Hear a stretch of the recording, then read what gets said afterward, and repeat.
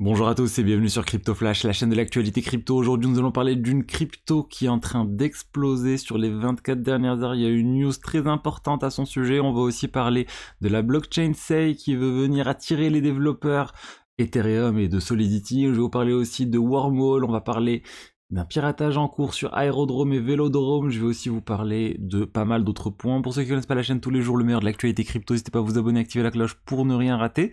Et le cours des cryptos, globalement, on est en baisse aujourd'hui. Bitcoin 37 800, Ether 2000 $, moins 1,27%. Et je vous parle tout de suite de la crypto qui pump, mais juste avant, attention, si vous avez encore des BUSD, et ben Binance est en train d'enlever petit à petit le support du BUSD. Il avait annoncé, on rappelle qu'il y a jusqu'à février pour pouvoir convertir les BUSD en dollars, mais ça c'est pour les entités qui font cette conversion. Mais sur Binance, à partir du 15 décembre déjà, ils vont arrêter de supporter petit à petit le BUSD. Concrètement, ça va se traduire par quoi? Ben, à partir du 31 décembre, vous n'allez plus pouvoir retirer les BUSD de Binance, et s'il vous reste des BUSD sur Binance, ils vont être automatiquement convertis en FDUSD, le stablecoin lancé par on ne sait qui, peut-être avec des liens avec Binance. Bref, en tout cas, ça va être converti. Donc pour moi, le point d'alerte, c'est surtout si vous avez des BUSD sur des wallets, sur MetaMask ou autre, faites attention, ils risquent de ne valoir plus rien si vous n'en faites rien et que vous les envoyez pas chez Binance ou dans un autre exchange avant pour les convertir pour une autre crypto. Ensuite, je vous ai dit, il y a une crypto qui pump beaucoup. On parle ici de IOTA, plus 48% en 24 heures. Qu'est-ce qui se passe avec cette crypto qui est très ancienne, elle date il faut revenir 2 cycles en arrière pour moi. En 2017, voilà, ça avait bien pumpé en 2017 avec la bulle ICO, Ethereum, etc. Ça avait énormément pumpé, depuis ça a baissé. Au cycle 2021, c'est pas revenu à son plus haut, donc attention d'ailleurs ceux qui pensent à chaque fois que les cryptos peuvent revenir à leur plus haut. IOTA, on en est très très loin, malgré un autre cycle qui est revenu, et là on est bien en dessous du plus haut de 2021. IOTA c'est quoi, et c'est quoi cette news qui a eu lieu? IOTA c'est plus une crypto qui a été pensée initialement autour de l'IoT, un certain nombre de choses. Ils avaient une infrastructure assez originale, on va dire. Et là ils ont annoncé un fonds de 100 millions de dollars de IOTA Ecosystem DLT Foundation, plutôt une fondation, qui est enregistrée auprès des autorités d'Abu Dhabi, donc qui respecte la réglementation au niveau de cet état. Et ça, on va dire, donné beaucoup d'espoir aux investisseurs pour IOTA. C'est la deuxième news autour d'Abu Dhabi, et je vous avais dit aussi il y a quelques semaines maintenant qu'ils avaient eu aussi une autre licence là-bas. Donc vraiment, c'est en train de s'accumuler. Il y a beaucoup de personnes qui sont en train d'essayer de faire des choses au Moyen-Orient. On a vu CZ, on a vu Binance, on a vu plein de projets crypto qui sont en train d'essayer de lancer des fondations, des sociétés, obtenir des licences dans ces pays, et IOTA en profite. Alors est-ce que ça va continuer de pumper? Là c'est vraiment un très très gros pump, vous pouvez voir. On est passé de 0,17 à 0,28. Mais comme j'ai dit, quand on prend un peu de recul, on est vraiment très très très très loin des plus hauts historiques. La market cap là de IOTA, elle est à peine de 500 millions de dollars.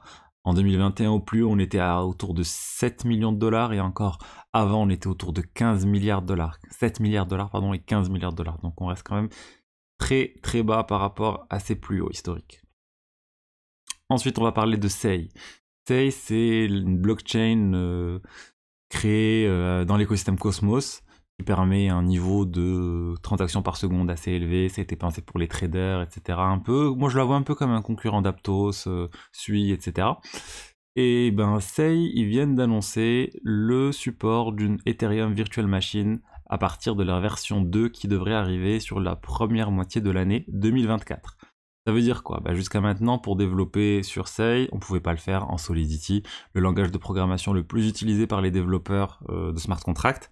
Et bien là, ça va changer avec cette version 2. Donc ça veut dire qu'on pourra avoir plein de développeurs qui vont venir déployer des contrats qu'ils avaient déjà déployés sur d'autres blockchains, ou qui vont juste copier par exemple le code d'Uniswap et le redéployer sur Sei ou d'autres projets. Donc ça, c'est une très bonne chose pour les utilisateurs, parce qu'on pourra avoir beaucoup d'applications sur Sei qui vont arriver rapidement. Une bonne chose pour tout l'écosystème Sei, une bonne chose pour le token Sei tout simplement. S'ils arrivent à créer une forte communauté de développeurs, ça serait bien pour le projet. Ensuite, on a Wormhole. Wormhole, c'est le bridge, le protocole cross-chain qui permet d'envoyer des cryptos d'une blockchain à d'une autre, qui était jusqu'à maintenant la propriété de Jump Crypto, un fonds d'investissement crypto qui est venu derrière la rescousse de Wormhole. Quand Wormhole s'est fait pirater, ils sont venus combler le trou. Et bien là, Wormhole est en train de se séparer tout simplement de Jump Crypto. Ça représente maintenant une entité à part. Ils viennent de lever 225 millions de dollars pour une valorisation quand même de 2,5 milliards de dollars auprès d'investisseurs de renom. On parle de Coinbase Venture, Multicoin Capital, Jump Trading, donc ils continuent d'investir dans le projet. Harrington Capital, le fondateur de TechCrunch, et quelqu'un qui est très investi aussi sur XRP. Il avait levé de l'argent auprès d'XRP. Bref, disons, de gros investisseurs sont derrière ce projet, et pour moi, je vois ça aussi comme une manière de Jump Crypto de dire à Wormhole, c'est bon, c'est fini, maintenant tu quittes la maison et tu gères tes problèmes tout seul, parce que ça veut dire si jamais Jump Crypto se refait pirater, je doute que Jump Trading revienne en fait et recomble le trou de plusieurs centaines de millions ou milliards de dollars. Et peut-être qu'il y aura d'ailleurs un token Wormhole maintenant, il faut surveiller tout ça. Ensuite, il y a un piratage. Il y a un piratage actuellement, on ne parle pas de piratage de smart contract, mais je parle du piratage du front-end. On commence à voir de plus en plus de piratage de ce type, c'est-à-dire c'est le piratage du site web qui permet d'interagir avec les applications. On parle ici de l'application Aerodrome et l'application Vélodrome. Vélodrome est plus connu qu'Aerodrome. C'est deux projets qui ont été lancés par la même équipe. C'est des exchanges décentralisés basés sur la technologie lancée par André Cronje, Solidly, les V33, etc. Bref, c'est des exchanges décentralisés qui sont fait pirater. Pourquoi j'en parle? Parce que c'est pas du smart contract, c'est autre chose. C'est-à-dire c'est le site web qui s'est fait pirater. Comment se passe ce type de piratage généralement? C'est le fournisseur du nom de domaine qui se fait avoir d'une manière ou d'une autre par du social engineering ou par d'autres choses. Il y a des personnes qui arrivent à convaincre le support client de changer ou de donner des accès à un compte à un hacker qui ensuite change l'adresse IP vers laquelle pointe le nom de domaine vers une adresse malveillante. Et les utilisateurs qui vont directement sur le site Aerodrome ou le site de Vélodrome arrivent sur un site compromis et valident des interactions avec des smart contracts compromis et perdent ainsi de l'argent. C'est très compliqué de se protéger. Heureusement, les principaux wallets crypto ont vite réagi et ont mis sur liste noire les smart contracts en question. C'est que quand on veut interagir avec ce type de smart contract, on a une alerte. Mais honnêtement, soyez vigilants. Pour l'instant, on va dire éviter pendant 24 heures ou quelques temps ces deux sites. Regardez les communications sur leur compte Twitter pour voir quand le piratage sera fini. Et encore une fois, restez vigilants. Wormhole, on en a parlé. J'avais une autre news autour de Cristiano Ronaldo et de Binance. Cristiano Ronaldo, on vient de porter plainte contre lui aux États-Unis pour avoir fait la promotion de Binance. On se rappelle avec leur lancement de la marketplace NFT, la collection NFT de Cristiano Ronaldo en 2022. Il y a eu énormément de promotions sur le sujet. Cristiano Ronaldo continue de faire beaucoup de promotions sur Binance et les gens, en fait, c'est un groupe de personnes reprochent à Cristiano Ronaldo d'avoir fait de la promotion de choses qui n'étaient pas réglementées, potentiellement des securities, etc. et qu'ils ont perdu de l'argent à cause de lui.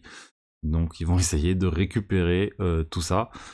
Je sais pas comment ça va se finir, j'en ai aucune idée. Quel est l'impact pour Cristiano Ronaldo? Pour Binance, pour moi, c'est pas très grave. Là, ils ont une amende de 4 milliards de dollars. Ils auront, je pense, jamais autant sur ce type d'affaires. Mais voilà, ça montre en fait qu'il y a toujours cette, on va dire, c'est pas une haine, mais il y a toujours beaucoup de gens qui sont à la recherche de boucs émissaires quand ils perdent de l'argent. Et là, s'attaquer à Cristiano Ronaldo parce qu'on a perdu de l'argent, moi, je trouve que c'est quand même moyen. Faut certaines fois, on va dire, prendre ses responsabilités. Voilà ce que j'avais à vous dire aujourd'hui sur l'actualité crypto du jour. J'espère que le contenu vous a plu. Si c'est le cas, n'hésitez pas à liker, à commenter, à vous abonner. Et je vous dis à demain pour la suite. Au revoir.